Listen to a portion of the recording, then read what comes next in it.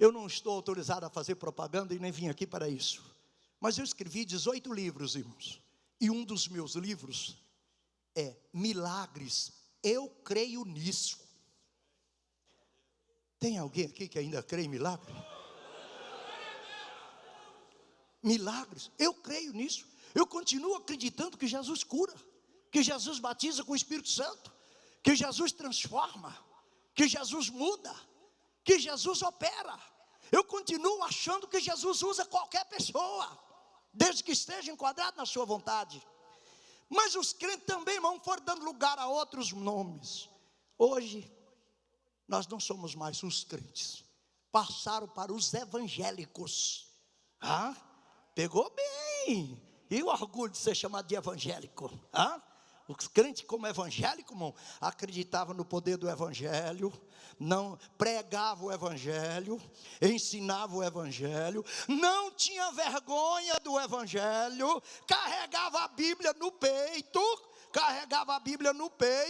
era dentro do ônibus, do metrô, ele carregava assim, eu segurava desse lado, colocava aqui, onde entrava com a Bíblia, como se fosse o escudo da sua própria fé, como se fosse a alavanca de sua crença. Ele carregava a Bíblia assim. E é engraçado que naquela época também a Bíblia era chamada simplesmente de Bíblia Sagrada.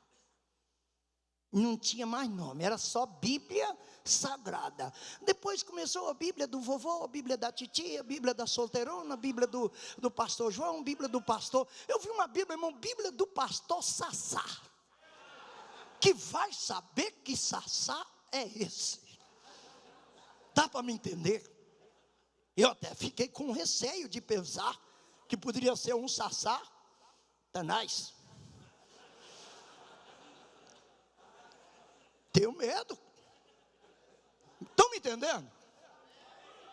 O crente, o evangélico, irmão, ele fazia questão da identidade. Ele queria ser identificado como evangélico. Ele vestia como evangélico. Ele não andava na rua disfarçado de pecador, não. Ele andava fazendo com que todo mundo descobrisse que ele era evangélico, porque ele queria ser. Ele tinha vontade de ser. Talvez até inspirado no apóstolo São Paulo, em Atos capítulo 1, verso 16, quando bate no peito e diz: eu não me envergonho do evangelho de nosso Senhor Jesus Cristo, porque Ele é poder de Deus para a salvação de todo aquele que crê. Mas e os evangélicos? Onde estão? Agora o evangélico carrega a Bíblia no celular, iPhone, iPad, carrega de jeito que ninguém descobre.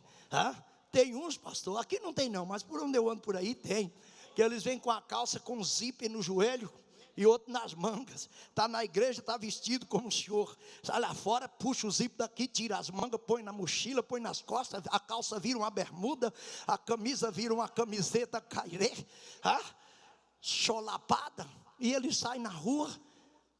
Ninguém tem a menor ideia de que por ali já passou o evangelho.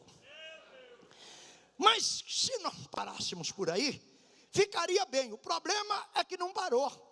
Os evangélicos também perderam a identidade. E entrou aí a famosa geração gospel. É isso que nós somos hoje. A triste geração gospel.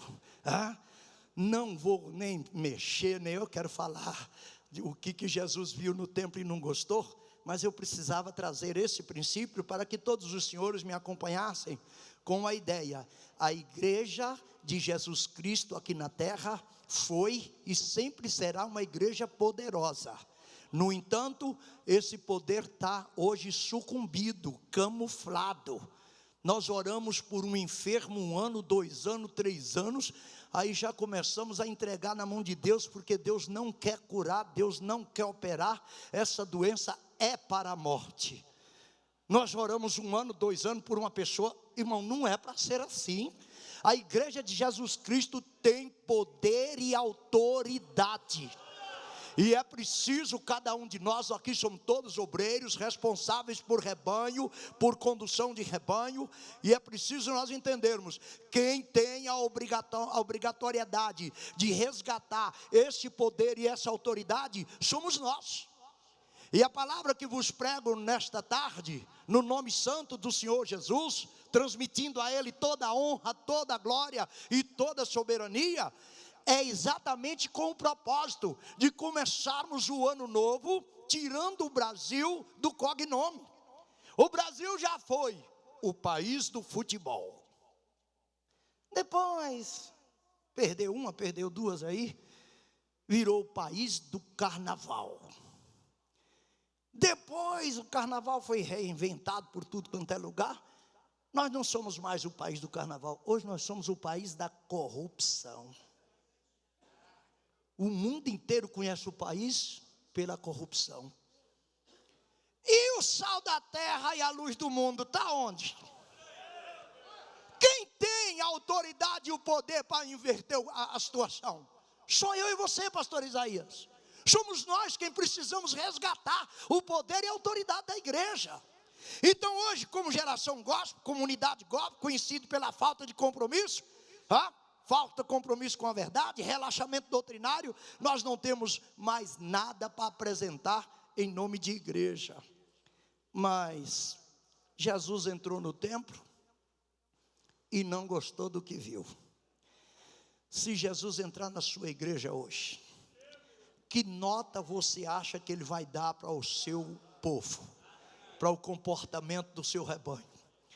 Ele vai ver lá crente com cara de crente, ele vai identificar lá evangélicos, cristãos, protestantes, ele vai ver isso lá dentro da sua igreja, ou ele vai balançar a cabeça e vai dizer, não estou gostando do que eu estou vendo aqui.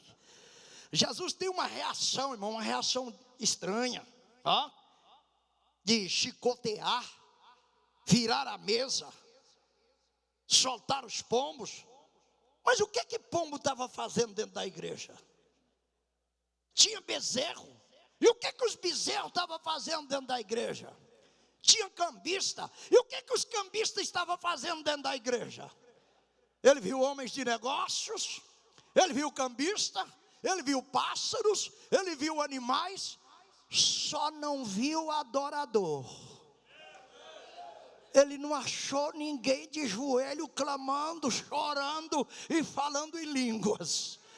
Ele não viu ninguém de joelho, estava faltando o adorador. Tinha cabrito? Tinha. Mas o que cabrito estava fazendo dentro da igreja? Nós não vamos muito. Mas, irmãos, cabrito era usado no templo pelo sacerdote. Cada pecador, consciente de seus pecados, trazia um animal e apresentava ao sacerdote. Os curiosos dizem que para ajudar os pecadores, os religiosos, que eu chamo aqui, vou dar um nome bonito para eles, para vocês registrarem aí, os operadores da religião. Gostaram? Como é o nome dos homens? Operadores da religião. Eles montaram uma barraquinha de cabrito. Assim o crente que estava lá na zona sul pecava, até ele ir no campo comprar um cabrito, pegar e trazer, ele ia chegar aqui depois do horário e não podia sacrificar depois das 18 horas. O dia era só até as 6 da tarde. Então o que ele fazia? Ele pegava o camelo e soltava a espora. Chegava aqui, comprava o cabrito ali, entregava para o sacerdote aqui, resolvia o problema, e o operador de religião dizia, vai em paz. Mas era tanta gente pecando que cabrito se acumulava. E não dava tempo de matar todos os cabritos.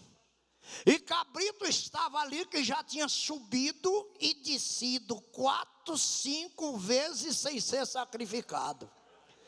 Jesus, que tira a radiografia da alma, foi lá e tirou a radiografia dos operadores da religião e viu que aqueles corações estavam cheios de desejos de ganhar dinheiro, mas nenhum de operar a religião. A coisa estava feia. Jesus então começa a reagir. Ele tem um compromisso. Até os discípulos que entraram com ele, irmão, admiraram o templo. Esse é um risco que o obreiro corre, de não ver o que está acontecendo na igreja. Admirar o quê? A estrutura, admirar as colunas, o mármore, a prata, o ouro, as pedras preciosas, admirar a suntuosidade, o luxo. Todo mundo admiraram e ainda chegaram a fazer pressão. Mestre, olha essas colunas, mestre. Mestre, olha esse mármore aqui veio. Irmão, era uma propaganda da estrutura. E Jesus de olho nas pessoas. Porque para Jesus, pessoas é mais importante do que coisas. Jesus agora, para não quebrar muito o entusiasmo dos discípulos, mas também para não deixar, como diz o popular, não deixar barato, Jesus vai lá e suavemente, pastor Veiga, diz assim: não ficará aqui pedra sobre pedra que não será derribada. Ó, isso doeu mais do que o chicote na cabeça dos outros lá. Doeu mais do que as chicotadas lá da lateral. Ele viu alguma coisa no templo, irmão, que não gostou. Jesus observa o lugar e que os operadores da religião estavam fazendo. Jesus não gostou do que viu. As dependências do templo cheias de tudo menos de adoradores. Meus irmãos, Jesus não gostou porque não viu a adoração. E a igreja tinha essa finalidade. O uso inadequado da igreja feria a razão da sua existência. A igreja era um lugar que Deus escolheu para uma finalidade. E é engraçado, irmão, que nós não sabíamos. Mas por que Herodes, o rei, construiu o templo? Qual a razão de Herodes, a serviço de Roma, construir um templo para os crentes? Tem alguma coisa por trás disso. A soma de dinheiro que ia para Roma era muito grande. Coletava na igreja e o dízimo ia para Roma. Então Roma liberou para ampliar o templo. Era o segundo templo, porque na verdade o segundo, chamado templo de Zorobabel, ele era uma pequena parte do templo de Salomão, que fora destruído. Ele construiu uma parte básica. Herodes não reconstruiu, apenas ampliou aos limites do antigo. E deu aquela suntuosidade, encheu o coração do judeu. Dinheiro ia para Roma, não ia para a igreja. Jesus está vendo tudo. Fala comigo, Jesus está vendo tudo. E de vez em quando ele vê uma coisa que não gosta. E de vez em quando ele vê uma coisa que não concorda. O templo, irmão, não era a galeria dos vendedores e dos comerciantes. O templo não era casa de espetáculo, onde quem aparece é o artista. Não era casa de show, onde quem aparece são os cantores, são os apresentadores. E para até esquentar vocês, não era nem casa de pregadores. Não era. Não existe um versículo bíblico que diz: a minha casa seja chamada casa de pregadores. Não tem nenhum texto bíblico que dá essa ideia. Pregadores de Jesus era na rua. Pregadores de Jesus, os que ele queria mesmo, tinha que estar lá fora. Ide por todo mundo e pregai o evangelho a toda criatura. Lugar de pregador, irmão, é lá. Pescador não fica aqui: Senhor, envia uns peixinhos aqui para teu servo. Manda-me umas tilápias. Pregador vai lá onde o peixe está. Pregador vai atrás do peixe. A casa não era chamada casa de pregadores, não, mas era casa de oração. Era casa de oração. Ali era onde se carregava as baterias para enfrentar o mundo hostil lá fora. Lá fora é perigo, lá fora é problema. E o crente, irmão, às vezes a gente gosta muito de expressões bonitas. Por exemplo, e em todas essas coisas somos mais do que vencedores. Receba aí. Não é bom, pastor? Em todas essas coisas somos mais do que vencedores. Mas em que nós somos vencedores? A quantidade de crente derrotado aí, irmão. Não vou nem pedir para levantar a mão aqui. Quantos estão desempregados há mais de 6 meses? Não precisa levantar. Quantos estão com problema na família? Não levanta a mão. Quantos estão aí à beira do divórcio? Como é que nós somos mais que vencedores? Então que tipo de conversa é essa de Paulo? No capítulo 8 de Romanos? Tem sentido. Ele não estava falando à toa. Mais do que vencedor é aquele crente que olha para dentro de si mesmo e reconhece suas limitações e sabe lidar com elas. Reconhece as limitações e sabe lidar com elas. Vencedor, ou mais do que vencedor, é aquele que reconhece a parceria. Para que a pausa, pastor? Para você memorizar. Reconhece a parceria entre o diabo, o mundo e a carne. O que eu disse? Enquanto um crente não reconhecer a parceria do diabo, o mundo e a carne, ele não pode bater no peito e falar que é vencedor. Vencedor é aquele que reconhece: o diabo, o mundo e a carne são problemas para você, e eles querem lhe pegar na primeira esquina. Então, vencedor é o que reconhece isso, porque reconhecendo isso, o Senhor vence. Mas vamos trabalhar. Vamos imaginar agora o valor dessa casa e sua finalidade. Irmãos, eu fico às vezes impressionado com o que Deus fez com Salomão.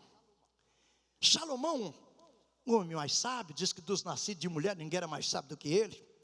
Deus o capacitara com tanta virtude, com tanta inteligência, com tanta sabedoria, que ele caprichou na construção do templo, na forma mais sublime. Não poupou nada, gastou o máximo que pôde, deixou a casa linda. Deus não se impressionou. Casona maravilhosa, Deus não falou nada.